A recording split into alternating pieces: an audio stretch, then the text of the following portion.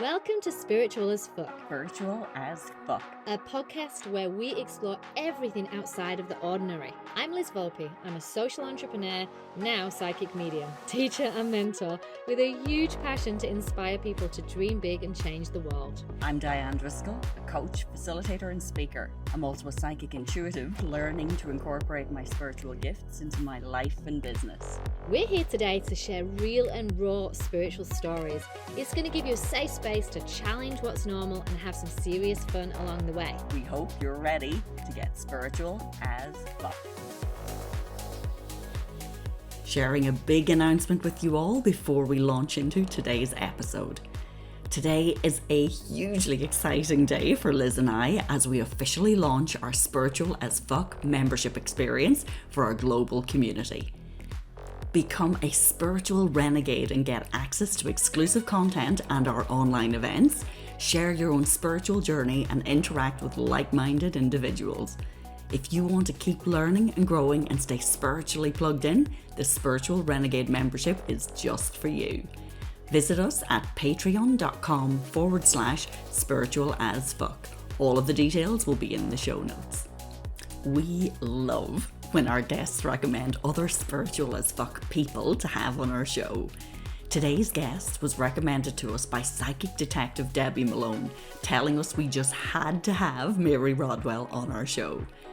Mary Rodwell is known as the Alien Lady, but she is so much more than that.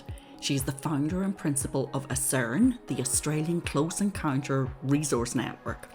She's an internationally recognised researcher, lecturer and speaker in UFO and Contact Phenomenon, author of Awakening and the New Human, and she has produced and featured in numerous documentaries. Liz and I were completely blown away by Mary's research, experience, insights and guidance. So buckle up for a close encounter with Mary Rodwell, the Alien Lady. Hello everyone, we are back again. We know you've all been waiting for this episode. We have dropped a few teasers because today we have a very special guest and we're going to delve into a topic that is a first for Spiritual as Fuck, which is pretty cool. And I have to start by saying that the beautiful Mary that we have here, welcome Mary firstly. Thank you for being here. Thanks, guys. Mary came with a huge recommendation from the incredible Debbie Malone, who's been on our show before. And we were just having a personal chit chat. And we were talking about the fact that Diane and I had experiences where we'd seen what we call a UFO in the sky. And we'd both had these kind of growing up and as adults. And she happened to say, oh my goodness, well, if you're going to choose anyone to talk to about this, you have to speak to Mary Rodwell. And that is exactly why you're here today. So thank you for being here. Now I'm very open to where this conversation is going to go. And I guess I'd love just to start really with the straight in there. Let's just kind of jump off the cliff. Aliens, UFOs are spoken about a lot more now. Yeah. I'm guessing there's still loads of people out there that goes, you're absolutely crazy. What the hell are you talking about? But through your research, your work, you have so much evidence. How can you ever think this doesn't exist? Who are these aliens, Mary? Where are they? Where do they come from? Well, let's put it like this. In my nearly 30 years of research, I've worked with over 3,500 individuals and families and children that have had experiences with non-human intelligences. So unless they're all crazy, it's real.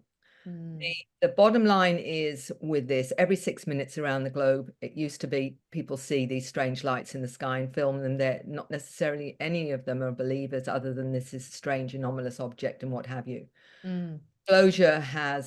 There's been limited disclosure about saying from the Pentagon they don't know what the lights are, when in fact it's an absolute blatant lie, because they've known what these lights are and these craft have been since, for 100 years or so, since they've been going into it and whatever anyway. So the bottom line is we are being visited. And this is where people can get confused because it is so complex and multi-layered. Is we've got very physical ones that visit this planet, and many of them look just like us. They literally are wandering around the planet and you wouldn't know that they were from somewhere else.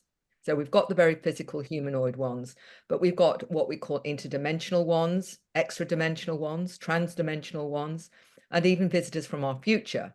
So that's what I know about, and there's probably other intelligences as well. So when somebody is saying, depending on their belief system, that they're seeing what they may see as an angel, it may be in somebody else's vernacular, a light being. Or, you know, depending on your perspective will be how you interpret it. Depending on your belief system will be how you interpret it. So, you know, that is the one thing. And that's why it crosses over into the spiritual realm, because we're not just talking about aliens or extraterrestrial bodies. We're talking about a whole range of intelligences that appear in different forms. So many of them will be, if you're, you know, you've been brought up in a spiritualist environment or whatever, for many that will be, oh, that's my spirit guide. That's my, you know, that's my spirit team or whatever. Okay. But in fact, when I've introduced people to what might be going on for them, it could very well be a little grey that's 4 foot tall, or it might be actually a mantis being, or it might. Oh my God, that's just crazy. Okay. So, and it amuses me when they bring in their clairvoyance and they start seeing, they're saying, oh, it's got, it's green and it's got 3 toes. Oh shit. Guide, okay. Okay, how do you feel about that? Well, it's not what I expected. They might No. be a North American Indian, you know, or a Tibetan monk, or Yeah. you know, an angel or a light being or whatever, and they're not seeing that. They're not seeing that. So this is the first thing, is to get away from, you know, the aliens are something separate, because they're not. They're all part of the matrix of our experience, and a lot depends on how we interpret it. So depending on your openness will depend on what you're actually seeing and the reality of what you're seeing. So that's the first thing. And one of the things that has been difficult for people that I work with, the researchers of the old guard of the ufology, which is the nuts and bolts side of ufology, they've struggled with that because they want to keep it very tangible. You know, have you brought anything off the craft? You know, prove to me you were missing for 2 hours. Tell me more about what kind of technology or whatever you were taught on the craft, because they want the tangibility. And for a lot of people, that's extremely important, and it is important, but it goes into the spiritual realm, because when we did the surveys with the Dr. Edgar Mitchell Free Foundation, I'm one of the founders with Dr. Edgar Mitchell, Dr. Rudy Shield, and Ray Hernandez, who's a lawyer. What we discovered on the survey that we did with 4,200 people, 600 questions, what we discovered was that 75% of interactions with the craft and these beings was out of body, not physical. Ah, Wow, interesting. that's And a huge number. That's why they can't bring bits from the craft or whatever, because it's an out-of-body astral experience and a consciousness experience, because it's about consciousness. It's, you know, consciousness being primary here. So that's why, you know, the nuts and boltsers that want to stay in that struggle, because then you're getting into a realm they don't expect, which is that. For example, another one, when people say, well, are they, you know, what are they, what are their intentions? We found out of the 4,200 people that 50% of them had healing on board craft. Healing Oh, wow. on board craft. So you're looking at a perspective that is so much broader than the standard goody baddies, black and white, that many initially think this is, when in fact it isn't at all. It's not in the least black and white. So that's where I'm going continually down the rabbit hole. So in terms of its reality, of course, they've been visiting us right from the beginning of history. And because my background is nursing midwifery, and I'm interested in the DNA side of it, because it's science, you know, I start off with the science. And what we discover is that our DNA has been manipulated by intelligences.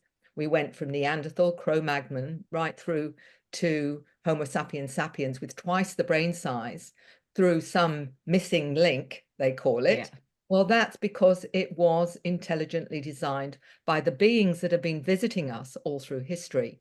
And they're the ones that have manipulated our DNA. We've got 223 genes, which were an addition to what we originally were. for example.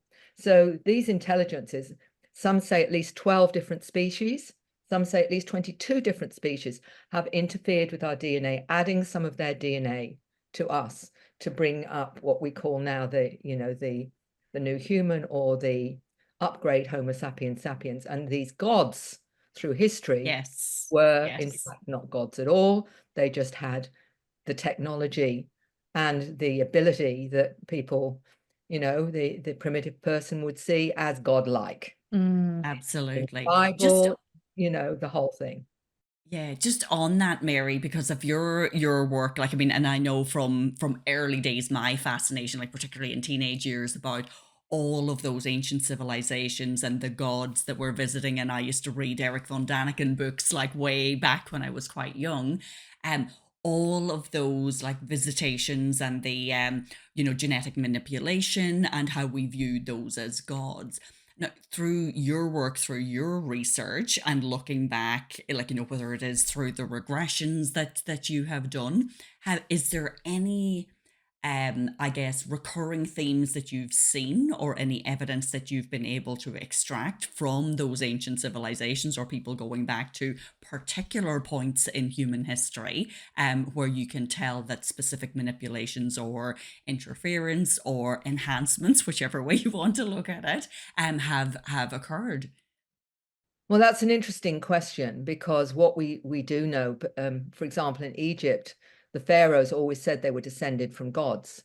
And so we had the hybridization going on, where they were actually, finding Earth humans beautiful, and you got a certain amount of interbreeding going on. But also we had the pharaohs that were interbreeding with each other because they were descendants of the gods and trying to keep the bloodline pure. But ultimately, some of them, of course, ended up with humans as well. So you got that kind of, if you like, insert of DNA coming from the gods, without more of that going on a technical level now. Many people that are taken, whether they believe it's an abduction or whether or not they find they've got a consensual side to it, and in hypnosis they often have, they will find themselves finding out about themselves that they've had an added insert, not just from mum and dad, but from one of these intelligences, and the DNA is, and there will be identifying as a hybrid.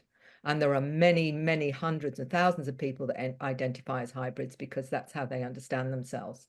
So, and even the children, I remember talking to a little 8-year-old about several months ago now. She explained she was a hybrid. And I said, what do you mean by that? And she understood that she was part water being, part human. And I said, what do you mean about water being? She said, I come from a planet where I was a water being. And she said, when I look at myself in the mirror, I'm seeing my water being self. And she explained that she was a hybrid, and that she had the ability, when she hears music, for example, to not only hear the music, but to follow the frequency to who created the music, and actually connect to what's behind the music with the individual that created it. So it's on a completely different level, a completely profound level. It's so beautiful. Her hybridization. Many of them are talking about, when I've worked with the younger children and what have you, we'll talk about coming from another planet. I remember a 10-year-old that lives in Australia that explained that he was a blue being, that he came to this planet for the first time. He picked a mum that had many incarnations here, so she knew what it was all about. And he was what he called part of this connecting to the core of the earth. And he's going to help with the pollution on this planet. He's got abilities to help with the pollution. So these are coming in with a sense of mission and purpose. And in The New Human, my book, they discuss their awareness of their mission and purpose and their abilities. I mean, when you get a child that's saying, Mummy, there are colors coming out your mouth, and explaining those are emotions, that she's seeing them as color, as well as feeling the emotion, for example. Children that talk and communicate with animals. There was a little 8-year-old that came in here and told me that he can communicate with animals, and he's here to help humans understand the consciousness of the animals and to take care of them. So we've got these upgrades that have been happening over the centuries, and the geniuses that we look back on, like Leonardo da Vinci and others, were very likely upgrades or having communication with these star beings that are still obviously there and are helping us right now, I believe. Wow. I find it fascinating, particularly when you speak about, younger kids and coming through and the innocence of a child. They're not, yes, they can have, big imaginations, but in general, those days of, kids being seen and not heard, that you're actually have parents who are willing to bring them in to spend a session with you to actually unpack some of this information as well. I think that a lot more parents are opening up and, actually being curious about what their kids are coming forward with and not just instantly dismissing some of that information that is out there. Now, maybe that's me being a little bit biased, like if my own background is, a little bit more spiritual in nature, and I know that's something that would be encouraged in my own family. But are you seeing that there is that, shift in consciousness, a shift in awareness of actually looking at our kids as coming through as quite different? Like, even when we look at things like ADHD, a lot of these things that are viewed as different in nature are actually, in my opinion, these are actually the way of the future. These are the ways we need to be moving towards understanding, as opposed to trying to put back in the old box that we came from. It's a very important question, and absolutely. One of the reasons I wrote The New Human was because I was talking not just about the intergenerational link to those that are having contact. For example, if an adult comes to me and I say, did your mother or your father or your grandparents ever have unusual experiences or have unusual interests? And they would say, oh, granddad was always into UFOs, or grandma was a bit weird or a bit psychic or whatever. There's the link. There's the intergenerational. Ah. Then you go through that and then you look at their children and you say, Yes. okay, what about your children? And what I discovered was that often they had children that were labeled everything from ADHD to Asperger's to autism to dyslexia and whatever. And one of the crucial things was, well, why is this? Why are they given these dysfunctional labels? What is actually going on? And there were lots of clues during my research to try and lead me to connect the dots. And one of them was with a lovely gentleman, Neil Gold, in Hong Kong, who in his 50s was given the label ADHD. And he said, I never knew why I was so different, but I always saw things in a multidimensional way. And I just thought I was a bit weird or a bit strange. And he wrote Close Encounters of the ADHD Kind, where he met the light beings, but he retranslated that as always dialed into higher dimensions. So what we've really got Oh, is wow. children Whoa. coming in with greater awareness, not being understood by mainstream, and we're Yeah. trying to fit them into the box. And what I believe has been going on with these intelligences, realizing how programmed we are in the Western world out of our experience, out of our multidimensional experiences, so that they're dismissed. Anything unless it's the 3D five senses is not acceptable. Sensing, knowing, feeling, seeing beings, seeing spirits is not okay. You're crazy. What I suspect has been the reason for these upgrades of human that we're labeling dysfunction is actually they're harder to program. And that's the whole idea. So that Interesting. Yes. if you've got someone who doesn't concentrate on what they're meant to be programmed into, then they can retain their abilities, their awareness, their understanding. And Yes, so they're resisting. Yeah. they're resisting that unless they get, and one of the things that I look at is how best to support them without medication. And I work with Yes. Dr. Lena Olson, who's a molecular biologist, and she has, because of her own family and her own experiences, has actually found that they need certain extra vitamins, and choline and certain minerals and what have you, because they use more because of their energetic frequency, that can stabilize them without having to resort to medications, and then the child retains that awareness and whatever. Because what we're seeing is literally a transformation of human awareness and an activation of the dormant DNA. And the scientists still don't know what so-called The dormant. junk DNA. They're so Really, called. that's right. It's being activated, and it's been activated in all of us. That's why we're all starting to shift and look at things differently, because that's part of us, which is so interesting, because 1 gram of DNA can contain enough information of all the information in the internet. 1 gram of DNA, everything that's on the internet. Wow, that's crazy. Just think of what is contained within us that we haven't yet discovered. But that's all part of what we call this activation and awakening that's happening across the planet, because these intelligences are really now working hard, especially with the new generations. They're coming in awake. They're coming in knowing who they are. Yes, absolutely. And what have you. I mean, I had a 7-year-old explaining he's from the future, that he's come back in time to help with what's going on now, and explained his own experiences. And he said, and some of these intelligences have an IQ of over 400, he was explaining. And when you say, well, are these kids, full of imagination and what have you? There's a difference between imagination and concrete data that there is not on cartoons, that's not in, that they can see.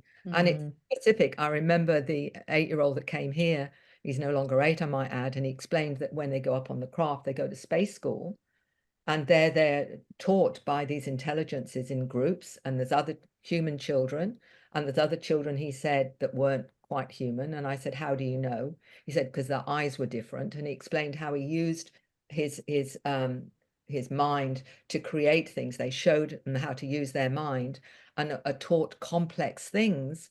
And I said to him, so can you tell me some of those complex things that you were taught? And he said, no, I can't, because it's too complex for you. I love That is mind blowing. Like, I know I had listened to a podcast between you and Dolores Cannon, which blew my mind, because I was listening to two, phenomenal researchers comparing notes on I guess what some of your research findings were. And it was that some of the schools on the ships that was totally blowing my mind, and thinking, wow. So, and my understanding, and correct me if I'm wrong, was that they were, people who were astrally leaving their body. It's not like they were physically taken away somewhere, but they were going to school at night. And some of them were going thinking that everybody goes and does this, but it doesn't necessarily work in that way. How prevalent is that? Like, in from your research yourself, how many of us do you think are actually leaving to go other places, or to have these level of encounters, whether that's conscious or unconscious? That's a very good question, and I wouldn't have known how to answer that in terms of very hard with my limited data. But I've come to the conclusion that the planet itself is the consciousness target.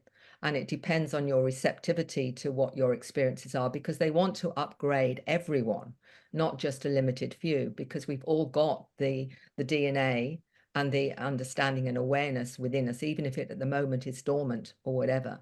But I think a lot will depend on the soul journey and what the soul wishes to explore in this reality, because we're talking about the soul journey here, ultimately. This is where I get knocked a little bit from the UFO lot, because I go into the spiritual side, and Mary's, gone woo woo, and you're not sticking to the facts, Mary. The fact that that the craft landed at Roswell in 1947, and I'm just saying, can we get past that? That was in 1947. Yes. We're now in 2024. Let's deal with what's happening now, because they always go back, Rendlesham Forest, and over and over and over and over again. The bottom line is that many of the experiences now are not experiencing what they used to be called abductions, but actually going to their star family. And many are relating to being hybrids and saying, actually, my origin is the Pleiades, or it's Andromeda, or it's Taurus, or it's actually another dimension. And I remember a 10-year-old in England, David, saying he came through a portal in the sun. And there's a lot of evidence to say that the sun may very well be a portal to other dimensions. And we're just finding the physics to that, and understanding a little bit more of what they call quantum entanglement and whatever. And consciousness is the primary thing here. So you can't put that in a box and make it, solid. It's because that's physics, Yeah. So the bottom line for me is I'm treading that line, which is partly about what is the tangible side of it, the evidence that people can produce, like being missing for 2 hours, 3 hours, and taking them back to that experience and finding out that in that missing time, they were up on board craft, they may have had procedures done, medical exam, a catch up, taught things or whatever, and then put back again, and not having any recollection other than they've missed 2 hours or missed 3 hours of their time or whatever, may find themselves outside with all the doors locked and no idea how they got outside. They're sort of more tangible things.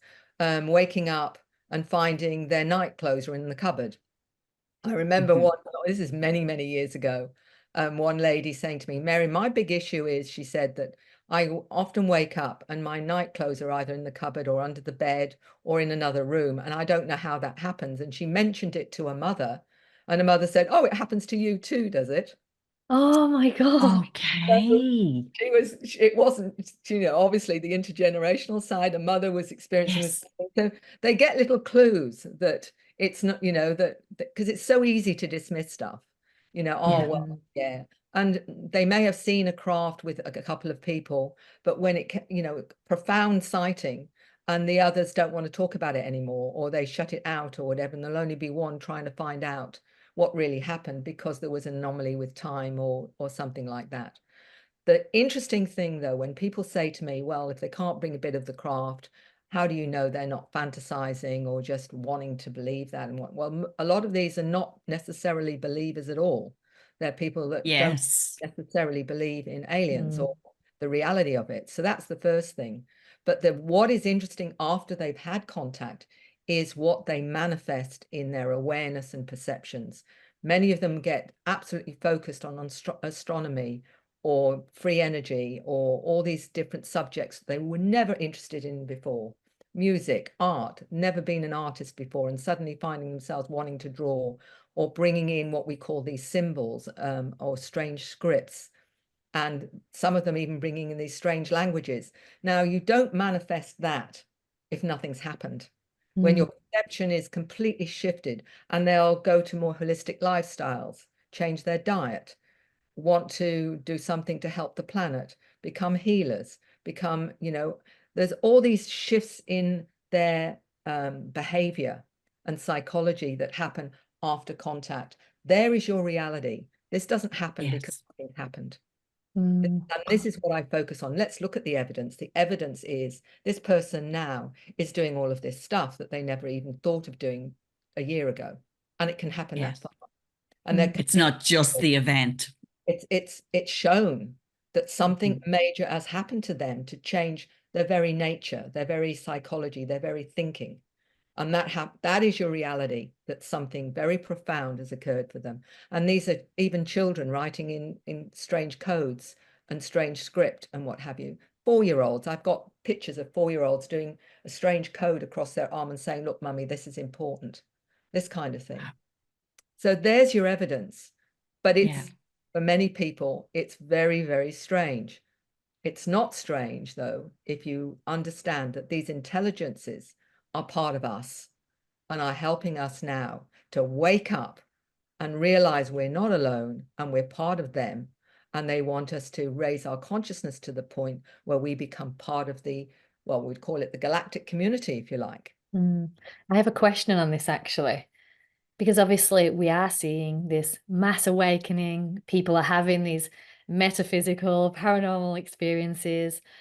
People now are willing and not as scared, I'm guessing, to share if they've seen a UFO.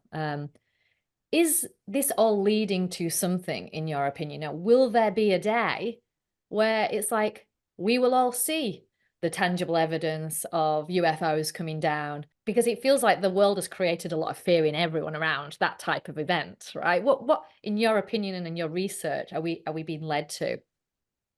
It's an important one because everybody says, why me? What's it about? And why have I been given this role or whatever? The data that's coming in, whether it's from an adult or a child or someone of my generations or whatever, is there's going to be something happen, some kind of event, some kind of shift that is going to change the way that we understand our paradigm and our world.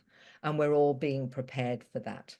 And what that is, there's lots of theories, from we're going to a new earth, which is a different vibration, to craft perhaps making themselves known finally and doing their disclosure rather than waiting for the governments or whatever.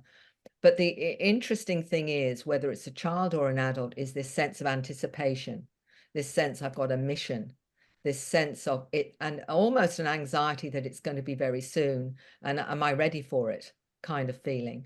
And I've even got individuals come to me and say, I knew I had to come and see you, but I've got absolutely no idea why. I bet. I'm sure there's plenty of people listening who are already feeling that as well, know, Mary. It's like, saying, I'm "Oh, feeling it's another one of those, is it? Or whatever. But it's this real sense that they're here for something, and that it's important, and it's their mission, it's their Earth mission.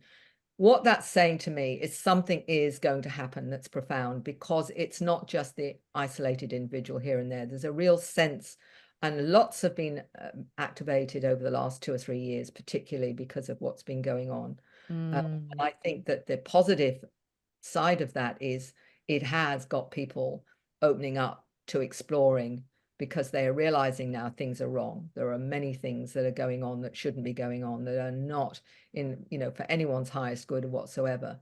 And so it's given people a chance to start saying, well, hold on, what now is this, and what does it mean?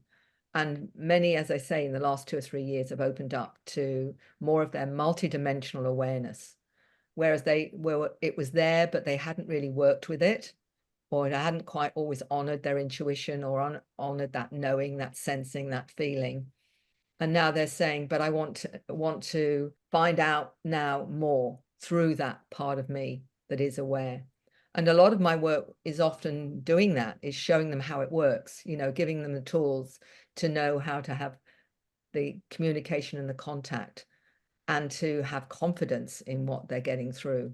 And that's often just the final, I often say to people, they'll come, and they may be an intuitive that's been tuning in for years and years and years and years, and very, very confident with that. And I ask them the question, well, who is your source? Apart from your super conscious self, who's your source?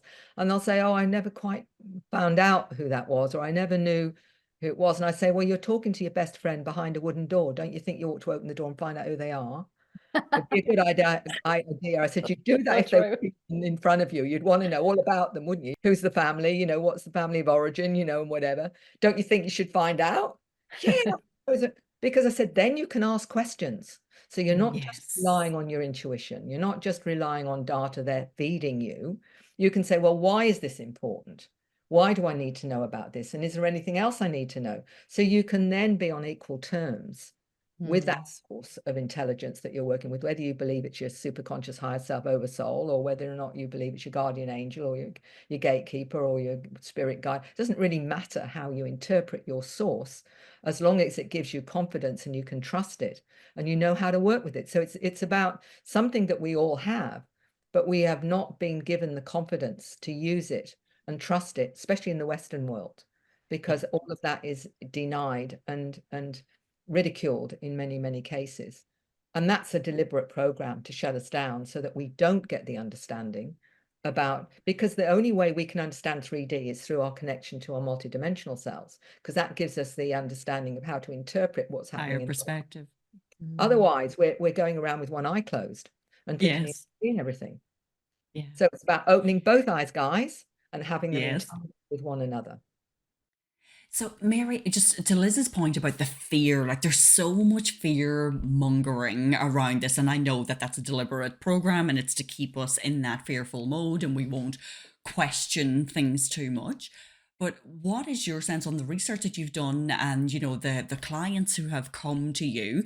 Are you seeing that, is there more of a, let's call it, for want of a better word, negative presence, or is it a more positive presence for these multidimensional, these, non-human intelligences that you're interacting with, or that your clients are interacting with?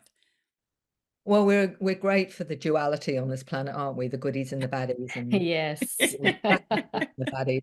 And our soul has chosen the goodies and the baddies, because it's encouraging us to transcend fear and what have you. Certainly, it seems from our research that we found, out of the 4,200 people that had experiences, that 85% had a psycho-spiritual awakening. Now, that is telling you something. So whatever these intelligences are doing, for the most part, they're encouraging us to open up spiritually and emotionally and psychologically and physically. So if that's the case, for the most part, we're getting a benevolent result, which must tell you something. There's about 15% that still are in the fear place. There are, I suspect, the possibility of those self-serving. Not all of them are going to be that way. There's bound to be, but what people don't realize is some of the fear is also part of a very dark program on this planet, and it's humanoids that are behind it, and it's called MyLab, and that's military interference with people, where they actually know how to abduct and emulate the abductions from these star beings. And the reason they do that is they want to know what happens on the craft.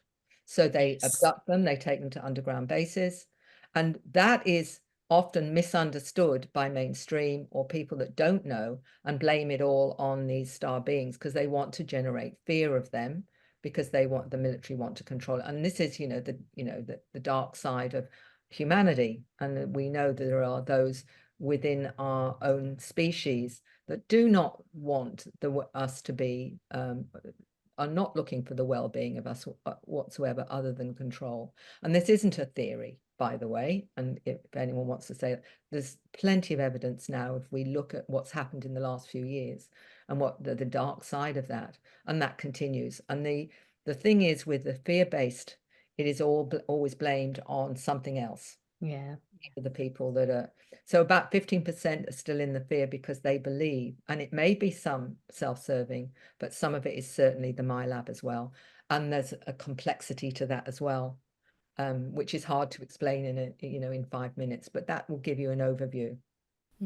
I think also I know that, the basic human experience. So if I were to be, and I'm not asking for this, I'm just putting it out there, I'm not asking for this, but if I was abducted in the morning or in the middle of my sleep tonight, and I was taken away, your natural human reaction to that is fear, because everything's uncertain, you don't know what's happening.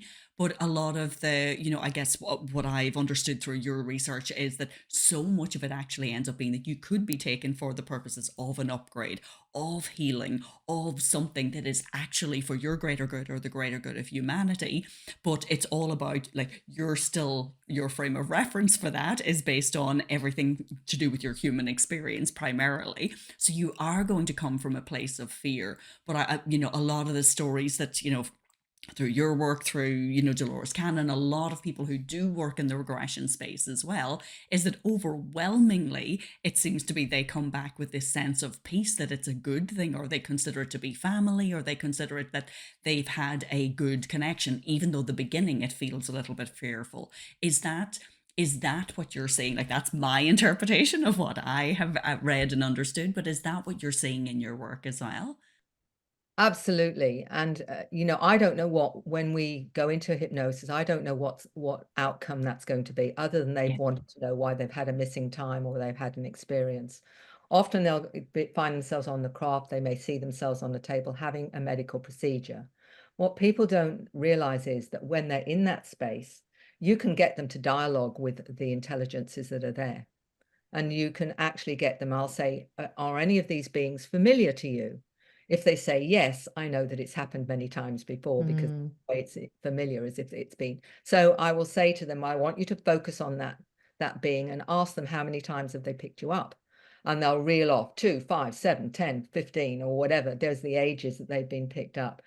And then I'll say, so ask them why this time. And they say, because they want to check me over. They want to check that I'm okay, and that I'm managing all right, or whatever, or they want to give me information or whatever, like, those kind of things. And one of the things I'll say to them is, have you on any level consented to this experience?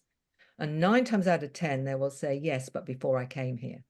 And we're looking So as part of their soul contract, or as they're coming into human form. Right. So that then gives them a completely different perspective on that. And often, there is, because there's a connection to the intelligences that are connecting to them. I've done other regressions where I remember one gentleman who was very cool with being on board craft. He had no problem with that whatsoever.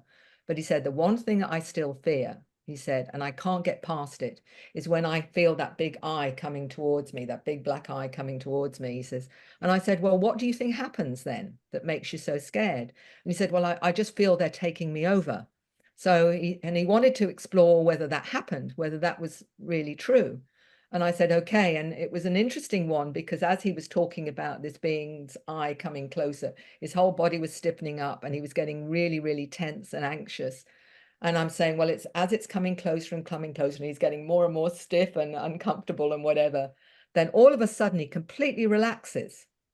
So I said, so what happened? And he said, oh, he says, they're just giving me information. So as that eye is coming, it's actually transferring information to him. They're not taking him over at all. After that, so often it's the lack of understanding of what is actually going on. Yeah, of course. Yeah. And we always think the worst. We always Oh, think, yes. We're humans. Absolutely, yeah. Like we're here to protect ourselves first and foremost. That's our human nature. Yes. no. And this is often when they have the understanding, it often changes their whole perspective 180 degrees in many cases, where they've come in really scared about what they'll find. And suddenly the understanding and the awareness when they explore it is something completely different to what they expected, and they go out flying, you know, on a pair of wings, leaving me, because they finally understood their connection to these intelligences, which is often the case, where they finally understand why they're connected to that particular intelligence that is working with them on a level. And it may very well be a beautiful being that comes on the board craft, and they're saying that the little grey beings aren't saying anything. I said, so who can you talk to? And they'll say, well, there's a big, tall, humanoid, blonde, blue eyes, you know, that is coming to me now. They're the ones I know, and I feel fine now. And then they will actually ask questions in that space and get answers to maybe many of the questions they've always wondered about, that they've told me that they want to understand. And they're able to have a dialogue with that intelligence so that they come out of it. I understand now. I know what I need to do and whatever. So it doesn't have to be this scary thing at all. It's more about gaining a bigger perspective, which is what in many cases doing this kind of work does, is whether it's a past life or a present life. And I will say there are others that have had past life interactions with these beings. And I remember one young lady, a friend of my daughter's, who wanted just to do a past life. No other, just I'd like to experience a past life. And this took me by surprise because she went back to being a healer in medieval times. And I said to her, so who teaches you the herbs and you know, what they do, you know, because I assumed there was some, you know, mentor, either a male or a female older person, that showed her what everything was and what herbs and plants to use. And she said, oh, I learn it all in the woods. So I said, you learn it in the woods? So what's in the woods that teaches you this and what have you? She said, oh, she said, it's a little 4-foot grey being that shows me the plants I need to use for healing. She must have died when she came out of this regression. Wow. It was like, and I'm completely gobsmacked, you know, because this was not what I was expecting at all, you know. I was expecting you can go anywhere. the standard. And nothing was ever mentioned about ET stuff at all. And I've found that many of them have come from other lives, from other planets, other dimensions, but also from this planet, having ET experiences in other incarnations as well. So this is not just this life. I mean, it is multi-layered and multifaceted. It's hard to get your head around. I'm just thinking the entire time you're speaking here, there's like this old Mary that used to be a midwife and a nurse, and then you suddenly find yourself going down, you know, this track. Was there this like pivotal moment that suddenly opened this door? And I wonder, have you ever been regressed as well? Like, have you come from somewhere else? Like, what do you know about yourself? And tell us a little bit about your story. Oh, I'll have to praise it a little bit. I mean, yes, the nurse midwife 40 years ago in England. If you told me then that I was going to, you know, in my latter years, well, talking about aliens, I'd have sent you to the nearest psychiatrist. Yeah, right. You know, so there's been a big shift and whatever. But what started me into looking at more at the spiritual realm was when I was taught how to do counselling at a medical practice in England, and continued the counselling when I came to Australia, in Western Australia, and I worked in grief and bereavement, what was interesting about that prior to all of this, to give you a background of myself, is I've always been a reader. Weird and Wonderful, I got a book on it, that always fascinated me anyway. And always interested in what happens after death and whatever. So working in grief and bereavement hospice, there were many that said, what do you think happens? Is it the end and this kind of thing? And there were lots of stories about people having visits by their, or seeing spirits, or being visited by mum and dad or whatever. So I had no problem believing all of that. I hadn't got into the ET side of it, or spacecraft particularly, not for any particular reason other than I wasn't shown that. In the meantime, though, as I was working in another counseling agency, I was invited to train with a medium, and a couple of my friends, clinical psychologists, by the way, a nursing sister and a trance medium and a naturopath, to open up to more of my multidimensional self. And I remember thinking at the time, well, I'm going to watch these people be absolutely amazing, having absolutely zero thought that that might include me. Yes, yes. I'm far too normal, aren't I? I'm a mixed nervous guy, I'm far too normal. Always seeing it as a gift that people had, and not really understanding any more than that, but fascinated by it and absolutely honoring of people's, I met many mediums and healers and whatever, and thought they were amazing.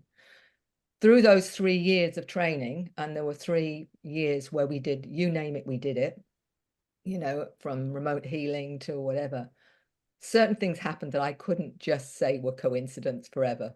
I couldn't synchronicity forever, and I thought, well, if I'm going crazy, I'm going crazy in good company, because that's too good. I love it. And so what that did for me was open me up to more of the non-human side of, ETs, but also all the parts of the spiritual realm, spirit guides, angels, all the whole range of different types of intelligence that we can connect, whether it's interdimensionally or it's within our own dimension or whatever. So I then realized that this was real, and I actually taught these classes for 2 years to help others do the same thing. But I never thought where it was going to lead me, other than the fact the very first person that came to see me, a guy called Ellis Taylor, he lives in England now, a lovely guy, good friend. He said, I've heard you're open-minded. For this, Mary, there's no support groups for this. They just think you're crazy. And I'd started to do hypnosis and past lives and what have you, because that interested me. And I was looking at more ways of healing, taking away, old patterns and what have you. So that was fascinating to me. But I'd read 2 books in the meantime that came up almost at the same time. One was Dr. John Mack, Abduction, Human Encounters with Aliens, saying this is real. Now, he was a psychiatrist at Harvard University, professor of psychiatry, was saying this is real. And so Communion, which was Whitley Strieber's book of his own experiences in the 80s or whatever. Those 2 books I had read, still thinking this was very, very rare, until Ellis came into my consulting room. He said to me, his partner, the children were all having experiences. Nobody'd come to the house because they thought it was demons. And that started the whole roller coaster, because 2 weeks later, somebody else walked in the door having experiences. The door opened. And then, Magnetized to you. then I started an abduction support group. 12 people turned up. And then I realized that this was not rare. This actually, and I then started to explore resources and what have you. And that started the ball rolling. And I realized then that so many people were having experiences, not realizing what it was. Just they were a bit weird or a bit strange, and nobody's going to believe them anyway. Or maybe I am crazy after all. All those kind of things. That's why I wrote Awakening, was a resource book, because people couldn't go to the psychologist or the psychiatrist, or if they did, they ended up medicated in a hospital. Wow. Because again, I remember this 19-year-old ringing me in Perth, and she said to me, at 14, I told the doctor I was seeing aliens. She was sleeping in her parents' bedroom every single night, even at 14. And she said, I'm seeing aliens. And he said, you are not well, diagnosed her as schizophrenic and medicated. Oh, She nearly committed suicide 2 or 3 times. And she rang me at 19 because she'd seen a talk show on the television, which was a US talk show of people talking about their experiences. And she said, now I think maybe I'm not crazy after all. And I wrote about her story. Oh.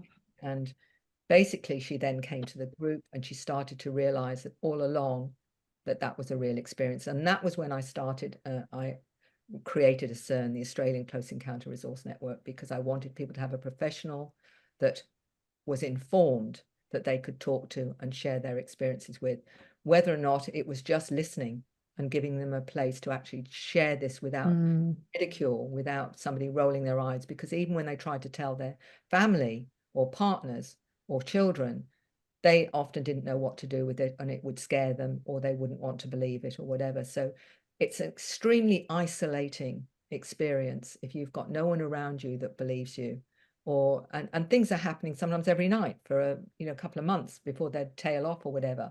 And I remember one lovely lady, she worked in a dress shop, and she said to me, the trouble is, Mary, I might be out on a craft all night and I'm absolutely waking up absolutely exhausted. I go to work and they're saying, how are you today? And you're saying, I feel like yeah, because I've been on a craft all night. I Double can't shift. Oh. because that's the reality. That's the reality of it, and this is why it's why I'm passionate about putting the information out there, because I want people to know that our resources, they're not alone, and it is real. This is Yes. absolutely real.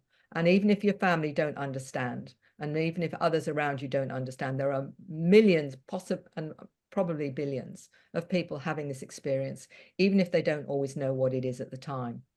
But ultimately, when they finally connect the dots, there's it completely transforms people, because they think, at least I know what's happening now. And they can start to explore it within themselves because they have the awareness on some level to do that.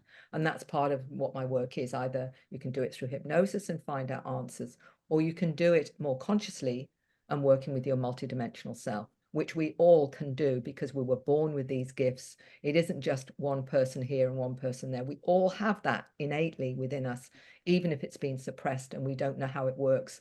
I can, and others like yourself can remind people it's actually really simple. A child can do it, and a child does do it. So can you, because it's part of our innate nature to be multidimensional and not just 3D. Incredible. Mary, if someone is listening to this now, and I'm sure there's going to be more than one person, because even for me, there's so many things that are popping into my mind about my own personal experiences. Liz is smiling and nodding. I'm thinking she's the same. Need a But session with Mary. if there are people listening to this, just going about their day, and they're thinking, what do I do next? Like that very next step. What is your guidance, or what do you recommend in terms of resource? Is it to go out and have that that hypnotherapy session, or what would you advise for someone who is literally, that they feel so alone, they think this is only happening to them, they haven't really done a lot of research on it, and they're afraid of where to go to even expose themselves to start asking questions about it? What would you recommend that they do? First of all, be informed so that you've got information that you can resonate with and think, oh, other people have this, or other people have that. And that was, why I wrote Awakening, because it's giving you the resources and what do I do about the fear? How do I know it's real? If people write to me, then I send them a questionnaire, because in the questionnaire, it's stating all these possible things that could be related to their experience, so they can actually see for themselves and think, oh, well, that's me. Oh, well, that's me. I always remember a 60-year-old gentleman ringing me, very disturbed and upset, saying, I'm having all these experiences. Nobody understands. I don't know what to do. And I remember sending him the questionnaire, and literally within 24 hours, he rang me back and he was in tears. Oh. And the thing that he said to me was, how do you know about my life? Yes, there's comfort in self-awareness, because you're giving them the tool to do that reflection. That's right. It's when people finally realize it's not just them. There are millions of people out there having similar experiences. And the more that they get informed, the better that is in them getting validation to their own experiences. So, oh, somebody else has this experience. Somebody else gets the ringing in the ear or whatever. Somebody else feels they don't belong. Somebody else doesn't feel like this is planet Earth is home, for example. And somebody else wonders, what my mission is and what am I doing here and why am I this way or whatever. That is enormously comforting to have that kind of information and whatever. And when they say, oh, well, you mustn't get too informed, you get as informed as you can. Because it's about, when they say, oh, well, you might be planting things in your own head. Not at all. What you go down the rabbit hole. Your own experiences and what have you. I say to people, your self resonates to truth. You have that as soon as you see something that clicks with you, that's your whole multidimensional self saying, yes, this is you, this is who you are. And then you can start filling in the dots, and looking and being led to other information. If you trust that part of yourself, as soon as you say, I'm ready, as soon as you say I'm ready, it will start coming in. I always say it's a bit like when you're pregnant, you don't notice anyone pregnant till you're pregnant. Yeah. And then you're tuned in. And all of a sudden, everywhere you look, somebody's pregnant. It's sort of like, what are you doing? You're going into the frequency that's drawing that information to you. And the synchronicities will start to happen, the coincidences, you call them, and what have you. And you look down and see 11:11 on the clock or 22. And also I know what I'm talking about. It's telling you, that wise part of you is giving you it and saying, oh, she's finally ready now. Let's drop this little one in her lap and let's see what she does with that or whatever. It just keeps happening, and that's when you realize that there is a bigger picture, and it's exciting. It's exciting because we're all here at a really pivotal time, I believe, in human civilization. This is when the whole thing is going to open up. And people say to me, but everything's so terrible that's happening on the planet right now and all the rest of it. And I'm saying, look, all these star kids that are coming in that know how to do healing, that are empaths, that are bringing in the codes, that are bringing in the information, from science, free energy and what have you, the people that are bringing all these kids coming in that are going to teach us how it's going to be. Do you think they've come in for a waste of time? Do you think, given their awareness, they're going to say when they're a soul, oh, I can't go down there because it's going to be a waste of time? They're coming because they know it's not going to be a waste of time, that they've come because they know that their skills are going to be needed. And that's what we're at now. We're at that pivotal time where more and more people are starting to realize their true origins, why they've come, what they've come, the energies they've come in with, the experience they've come in. They've come from all over the cosmos and other dimensions. And when I work with people in hypnosis, and they'll say, oh, I don't come from here, and that that this is some other dimension, and I've got the frequencies that I'm going to be helping with those that come from that particular system. So we've got this huge plan, complex plan for humanity that is being orchestrated by the family, whoever you were before you came in. And you might have been multiple origins. You might have had a bit of Pleiadian, Syrian, Andromedan, or whatever, Arcturian or whatever, and that is all coming in with your awareness. And this is what's happening now. So it's undeniable. It's absolutely undeniable. It's just a matter of you listening to that part of you that knows. I'm sure there's so many people listening who are actually thinking like their minds are exploding right now. But I think to your point of, if you tune into that resonance of what is it, like there will be something in all of the wisdom that you shared with us, Mary. There will be something that people, if they just tune into their body and think about, well, what was it that really, really resonated for me? And then just start to tug at that little thread, go down that. So even if it's not someone who thinks directly that they're having these experiences, at least if it's something that you've got a curiosity about, if you're listening to this podcast at all, there is part of you that is curious about this and is interested in opening up to it. So yeah, I've no doubt that there will, I know for me, and I've seen Liz too, it's like we've been taking plenty of our own like personal notes, not just the questions for Mary for the podcast. It's like, here's other things that we want to do as well. But such a wealth of absolute wisdom, Mary, that you're sharing with us here. And, like for us, we know that you can only scratch the surface of such a huge body of work in the sake of a 1 hour podcast. I think I'm just dying to go out and buy those books, to be honest.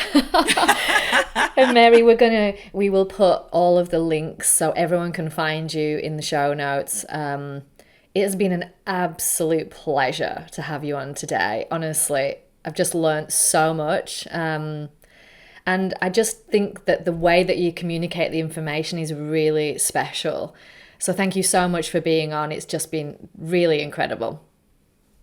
It's been an absolute pleasure, ladies. And I want to say thank you to both of you as well, because without your putting yourself out and giving the time and the energy you do to these ways of sharing information, and the importance of it is absolutely vital at this time. So I want to say thank you, both of you, for giving me the opportunity, but also for putting this and making it available. So thank you.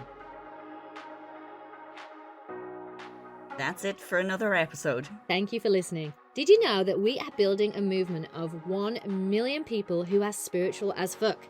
We would love for you to join us. You can start by leaving us a review on Apple Podcast. Every month, I'm going to intuitively choose one person and do a psychic reading for you. So follow us on Instagram, send in your stories and topic suggestions, and join the movement at spiritual.a.f. Until next time.